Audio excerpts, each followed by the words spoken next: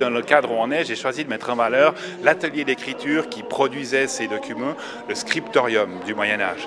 Et dans ce scriptorium, comme on peut le voir derrière moi, s'activaient plusieurs chanoines, plusieurs moines qui s'installaient sur ces écritoires et qui copiaient les documents, puisque dans le fond c'était le seul moyen avant la motion de l'imprimerie qu'on avait pour diffuser le savoir, l'écrit religieux, mais le savoir d'une manière générale au Moyen-Âge. Et là, on a confié la réalisation des meubles à une équipe extraordinaire, une équipe qui a souvent, dans le fond, appelé pour ce genre d'exercice-là, en particulier dans un film célèbre que tout le monde connaît, c'est Le Nom de la Rose, puisque les Voyageurs du Temps, eux, ont signé à la fois le décor du scriptorium et à la fois le décor de la bibliothèque du Nom de la Rose.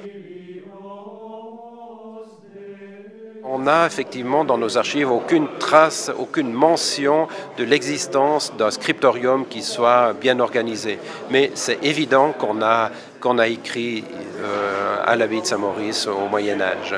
Il y a un livre liturgique qui est conservé au British Museum, un ou deux qui sont conservés à Rome. On pense d'une manière assez sûr qu'ils ont été produits ici. Moi, je crois qu'avec cette exposition, en tout cas, on donne une bonne image de ce que ça peut être, ce que peuvent receler les archives. On a bien sûr dans les archives de l'abbaye qui ont plus de 1000 ans, on a des documents qui ont plus de 1000 ans, on a des milliers de documents. Nous, on en a pris 11 qui sont les documents peut-être les plus intéressants à illustrer.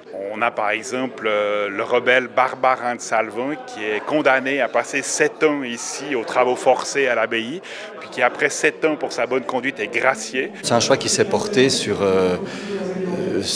des situations particulières de la vie de l'abbaye, que ce soit sur le plan social, sur le plan juridique, et bien sûr aussi sur le plan spirituel, hein, puisqu'on verra aussi un incunable, c'est-à-dire une partition de chant grégorien copiée à la main.